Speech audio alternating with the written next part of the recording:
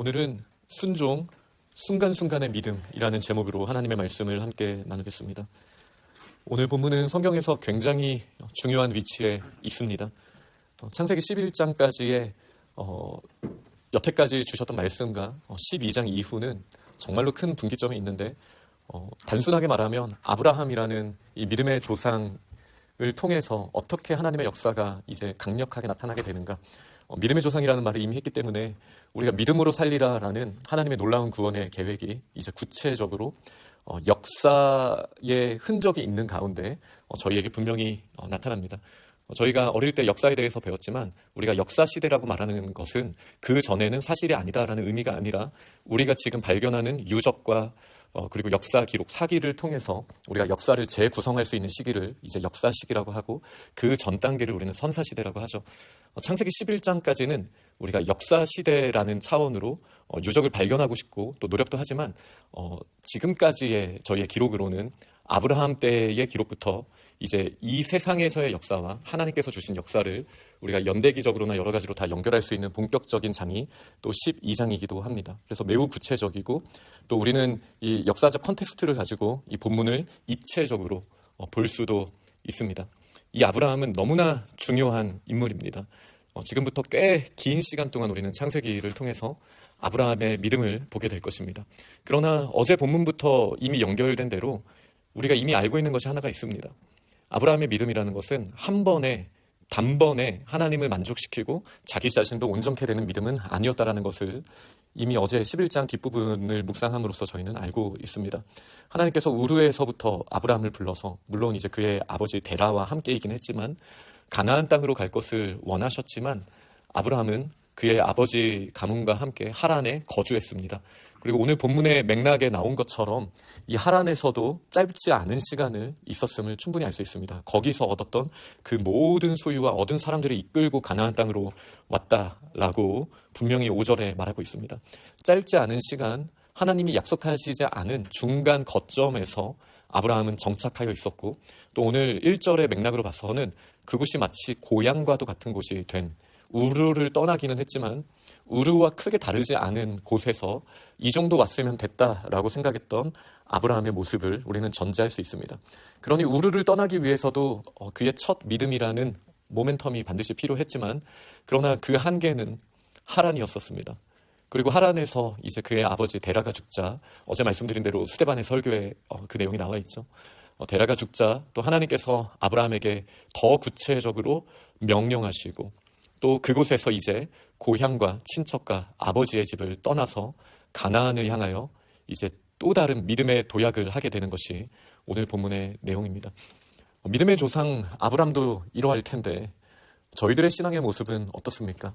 이전에 한번 우르를 떠나봤던 그 모습, 하나님의 은혜를 깊이 경험하고 또 거기에서 정말 뜨거운 마음의 열정을 가지고 하나님의 부르심을 받았던 그 믿음의 모멘텀이 나의 믿음의 전부라고 생각한다면 우리는 어쩌면 하란에 머물러 있을 가능성이 있습니다. 우리는 순간순간의 믿음을 가지고 지금도 여기 계셔서 나에게 말씀하시는 하나님의 음성에 귀 기울여야 합니다. 아브라함이 거기 남아있어야 할 이유는 너무나 많았습니다. 아버지가 돌아가셨고, 근데 아버지는 우리 가문이 여기 남기 원하고, 그리고 아직 믿음이 연약한 정확하게 말하면 형제들의 가족이, 롯은 하란의 아들로서의 조카였지만 하란은 이미 우르에서 죽었었으니까요. 나홀과 그의 가문이 여전히 거기에 남아있는 상황에서 내가 이곳에 머물러서 그들에게 믿음의 본을 보이는 게 더 필요하다라는 생각을 왜 안 하겠습니까? 그가 책임져야 하는 친척과 아버지의 집이 고향과 같은 하란에 있습니다. 그런데 하나님께서는 그 순간순간의 믿음을 이 아브라함에게 더해 주시기 위하여 구체적으로 그 당시에 필요한 음성을 들려주십니다. 고향과 친척과 아버지의 집을 떠나라. 이 패턴은 나중에 10장 뒤에 더 강력하게 그 순간의 믿음을 위해서, 이전에 저희가 아케다 이야기를 나눴잖아요. 그때도 이 3중 명령을 하십니다. 지금은 고향 친척 아버지의 집을 떠나라고 했지만 내 사랑하는 아들, 내 독자 이삭을 바쳐라. 이렇게 하나님께서는 순간순간의 믿음을 다하여 나아갈 수 있도록 구체적으로 명령하십니다. 우리가 하란이 좆사오니 라는 마음으로 있을 때 그 음성이 들리지 않는 것이죠. 그리고 이 명령에 아브라함은 순종했습니다. 믿음이 대단해서요, 성경에 나오는 아브라함의 믿음을 봤을 때 이때도 여전히 믿음이 연약한 상황이었음을 저희는 압니다. 지금이 이제 75세거든요. 아브라함의 나이치고는 젊은 상황인 거죠. 이 75세 때 아브라함은 순종하여서 그 땅을 떠났지만 이때부터 이삭을 낳기까지 그가 얼마나 의심하고 얼마나 하나님의 말씀에 제대로 순종하지 못했는지 우리는 이제 계속 볼 것입니다. 그럼에도 불구하고 그 순간순간 하나님이 주신 믿음을 향해 나아갔을 때 아브라함은 조금씩 믿음이 성장하였고, 그리고 우리 모든 사람들의 믿음의 조상이다라고 불리울 만큼 오늘 하나님이 주신 말씀 그대로 그 이름이 창대해진 것이 사실입니다. 2절 말씀을 보면 너로 큰 민족을 이루고 너에게 복을 주어 내 이름을 창대하게 하리라. 너는 복이 될지라. 우리가 너무나 잘 알고 있는 본문이죠. 아브라함의 입장에서 한번 생각해 봅시다. 너로 큰 민족을 이루게 하겠다. 아들이 없어요. 75세예요. 물론 지금 생각하는 75세와는 느낌이 다를 겁니다. 이 족보만 보더라도 보통 이맘때쯤 아들을 낳았던 것 같아요. 65세에서 100세 사이에. 물론 아브라함 때에는 이게 좀 더 낮아지게 되는, 노아의 홍수로부터 멀어질수록 그 출산 연령이 점점 낮아지는 그 흐름을 저희는 보고 있습니다. 그러나 출산을 해야 하는 때 이미 그 시기를 지나가는 것 같고, 아들을 낳고 싶어도 낳지 못하는 아브라함에게 큰 민족을 이루게 하겠다라고 하셨습니다. 그리고 너의 이름을 창대하게 하겠다. 복을 주어서 네가 복이 되게 하겠다. 이 말씀은 지금도 여전히 저희에게 주시는 말씀입니다. 육체적인 큰 민족 정도가 아니라 예수 그리스도의 제자를 삼는 하나님 나라의 자녀들을 저희들의 삶을 통하여 큰 민족을 이루시게 하겠다라는 하나님의 말씀은 여전히 우리 개인에게 주시는 굉장히 강력한 초청의 말씀입니다. 그때 우리는 아브라함처럼 생각할 수 있죠. 제가요, 지금까지 몇 년을 신앙생활 했는데 제가 이야기한다고 주님의 복음 앞에 나온 사람들이 없는데요. 주님, 저는 마른 장작과 같은데요, 아무것도 할 수 없는데요, 저에게서 어떤 생명의 열매가 맺혀지겠습니까? 라는 불신을 우리 마음속 깊은 곳에 어쩌면 감춰두고 있을지도 모릅니다. 그런데 그 불신의 배경이 되는 이 세상의 세계관은 이미 창세기 11장까지, 창세기 6장부터, 물론 그 전에도 나오지만, 이 하나님을 떠나 있는 사람들이 자신의 이름을 내기 위하여 성을 쌓고 또 바벨탑을 쌓았던 그 모습에서 분명히 나옵니다. 그들은 그들의 힘으로 성을 쌓아야 한다라고 생각했고, 그들의 힘으로 자신의 이름을 창대하기를 원했었습니다.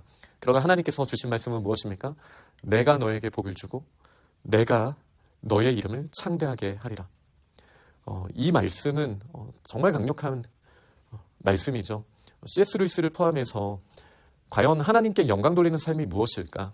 우리가 하나님을 찬송하게 하기 위하여 하나님이 우리를 지으셨다라고 하는데, 우리가 어떻게 하면 하나님을 찬송할 수 있을까? 영광 돌릴 수 있을까? 라는 질문에 이렇게 답을 합니다. 정말 많은 분들이 이렇게 답을 하죠. 바로 하나님이 영광 받으시고 하나님이 기뻐하시는 것은 자녀가, 제가 그냥 아주 단순하게 말하면 자녀가 행복한 거예요. 왜냐하면 하나님은 우리의 아버지이시기 때문이죠. 부모가 언제 가장 기쁨이 넘치고 영광 받습니까? 자녀가 좋은 방향성 안에서 행복하고 열매를 맺는 그 순간보다 부모에게 더 큰 영광이 어디에 있습니까? 하나님은 우리를 통해 영광 받기를 원하시는데, 우리와의 가장 기본적인 그 끈이 부자 관계다라는 사실을, 부녀 관계다라는 사실을 우리는 기억해야 합니다. 우리는 하나님의 자녀입니다. 우리가 하나님께 영광 돌리는 것은 아버지를 떠나서 내 힘대로 마치 탕자처럼 뭔가를 해서 아버지한테 짠하고 나 이 정도 되는 사람이야 라는 걸 드러내기를 원하신다라는 세상의 흐름이 있다라는 거예요. 내 이름을 자꾸 높이고 싶어 한다라는 거예요. 나의 이름을 세상의 그 무엇보다, 하나님과의 관계보다 더 드러내기를 원하는 우리의 속성이 있다라는 것이죠. 그러나 오늘 2절은 아브라함에게 분명히 아버지로서 하나님께서 주시는 말씀처럼 들려집니다. 너에게 복을 주겠다. 창세기 1장에 아담을 하나님의 형상, 다시 말해 아버지로서 창조하신 다음에 복을 주시고 말씀하신 내용과 같은 것이죠. 아버지가 아들에게 공급하십니다. 그리고 아버지가 아들의 이름을 높여주십니다. 그러니 우리가 이름을 창대하게 하고 싶어하는 그 욕망 자체, 그 순전한 욕망의 뿌리 자체가 잘못됐다기보다 그것은 하나님 안에서 우리가 마땅히 누릴 수 있고 하나님이 기뻐하시는 것인데, 하나님과의 관계없이 자꾸 내 이름을 내 힘으로 높이고자 하는 것은 오히려 그 시작점과 정반대의 길로 갈 수 있다는 것을 다시 한번 깨닫게 하시는 말씀입니다. 그러니 하나님께서 떠나라고 하시는 그 고향과 친척과 아버지의 집을 떠나는 그 순간에 바로 그런 세속의 마음도 우리는 떠나야 할 것입니다. 내 힘으로 내가 모든 것을 할 수 있다는 마음, 그리고 내 이름을 나의 힘으로 창대하게 하겠다는 이 마음을 떠날 때 비로소 본격적인 믿음의 역사가 시작되는 것입니다. 하나님께서 복을 주시고 우리의 이름을 주 안에서 높여주십니다. 심지어 하나님의 거룩한 도성에 우리의 이름을 새겨주시고 또 그 문에 보석과 함께 우리의 이름을 새겨주십니다. 마치 대제사장의 에봇에 12지파의 이름을 적어주시고 찬란하게 빛나게 하시는 것처럼 자녀의 이름을 통해서 영광받으시기를 기뻐하시는 하나님은 지금도 우리의 아버지심을 믿으시기 바랍니다. 또한 2절에서 봤을 때 저희가 착각하는 게 있습니다. 내가 어떠한 긍정적인 열매들을 맺는 것을 하나님도 원하시고 그리고 세상 사람들에게도 꼭 필요한 거다. 부분적으로 맞는 말입니다. 그런데 하나님은 너에게 복이 가득했으면 좋겠어. 네가 복으로 채워졌으면 좋겠어 라고 말씀하시지 않고 네가 복이 될지라 라고 말씀하십니다. 하나님은 어떤 수단으로서 우리를 바라보시는 분이 아니십니다. 너에게 이 정도 열매가 있어야 내가 기뻐하지. 그렇게 말씀하시는 분이 아니십니다. 네가 복이 될지라라는 말을 우리가 시편 128편 3절 말씀을 통해서 잠깐 생각해 봤을 때 지금도 아브라함은 사실 믿음의 어린 상태거든요. 내 상에 둘린 자녀들은 어린 감람나무와 같다라는 말씀이 있지 않습니까? 어린 감람나무에게 정상적인 농부는 열매를 요구하지 않습니다. 어린 감람나무는 뿌리를 충분하게 내리면 되는 거예요. 중요한 건 무엇이죠? 어린 감람나무면 되는 거예요. 복이 될지라라는 말씀도 마찬가지입니다. 우리가 순간순간의 믿음으로 바라봤을 때 지금 나에게는 왜 열매가 맺혀지지 않는가? 우리에게 뿌리를 내리는 시간으로서 필요한 거예요. 이게 복 자체가 되는 비결입니다. 이 복을 어떤 특정한 내가 꽂혀있는 열매 하나로만 생각한다면 우리는 평생 가운데 복된 삶을 사는 건 순간밖에 되지 않을 것입니다. 그러나 때로는 거센 풍파 가운데 우리가 견디기 힘든 모진 바람을 우리가 맞닥뜨리기도 하고 그 가운데 우리가 쓰러질 것 같은 느낌도 받지만 그런 상황 가운데 오히려 뿌리를 깊게 내리는 그 순간 자체도 복이다라는 사실을 시편 1편의 말씀을 통해 우리는 기억해야죠. 복 있는 사람은 이라고 말하면서 시절을 따라 열매를 맺는다라고 분명히 선포하지 않습니까? 저희가 오늘 본문을 분명하게 기억해야 합니다. 우리는 자꾸 나한테 이 정도 복들을 하나님 주셔야만 제가 나눠줄 수 있습니다라는 굉장히 소유적 관점으로 이 복을 바라볼 수 있지만 하나님께서 우리에게 주신 말씀은 네가 복이 될지라 이 말씀을 주셨더라는 것을 기억해야 합니다. 그리고 이 아브라함이 한 일이 무엇입니까? 제단을 쌓은 것입니다. 이 제단은 순간순간의 믿음에 너무나 적절한 모습입니다. 얼마나 많은 우선순위들이 있습니까? 집을 짓고 이 지역에서 내가 어떻게 정착을 해야 될까? 사람들과는 관계를 어떻게 풀어가야 할까? 우리가 풀어야 할 수많은 것들이 있지만 지금부터 나오는 아브라함의 특징은 그가 가는 곳마다 제단을 쌓고 하나님과의 관계를 명확하게 했다라는 것이죠. 그렇게 점점 남방으로 이어져 가면서 어느 곳에 가든지 여호와께 제단을 쌓고 여호와의 이름을 불렀더라. 그의 정체성을 하나님 안에서 찾아가는 모습이에요. 말씀을 맺겠습니다. 이 아브라함이 믿음이 큽니까? 이거는 상대적인 질문으로 저희와 비교하자면 큰 믿음이죠. 그러나 아브라함 자체 스스로를 돌아본다면 이때는 정말 작은 믿음이었습니다. 그러나 작은 믿음이었지만 그가 그 순간순간 하나님이 주신 말씀에 귀 기울이고 부족하지만 그때 순종하고 때로는 넘어지기도 하고 이게 반복되면서 어떤 역사가 일어납니까? 그의 믿음의 크기가 커지고 이제는 세상이 감당할 수 없는 수준의 믿음의 역사가 아브라함을 통해 나타나게 됩니다. 지금 저희는 물론 거룩한 욕심을 부려야겠지만 큰 도약 한 번에 이 믿음을 통해서 하나님이 모든 걸 주신다는 생각에 빠져 있으면 우리는 또 쉽게 한 번에 넘어지게 될 것입니다. 그러나 순간순간의 믿음을 가지고 오늘 내가 하나님 앞에 어떤 재단을 쌓는가, 하나님이 떠나라고 하시는 하란이 무엇인가, 내가 나아가야 할 남방, 이 하란과 우르와 정말 대비되는 거거든요. 이 비옥한 초승달지대의 중심부를 지나서 끝자락을 넘어서 이제 광야를 향해 가는 거거든요. 세상이 나를 보호해주지 못하는, 그러나 오직 하나님만 채워주실 수 있는 그 곳으로 가기 위한 순간순간의 믿음. 오늘 나는 어떤 순종을 할 것인가? 이 질문을 던지며 나아갈 때 우리에게 하나님께서 강력한 승리를 부어주실 줄 믿습니다. 그렇게 믿음으로 나아가는 믿음의 사람들이 다 되시기를 간절히 축원합니다. 아멘.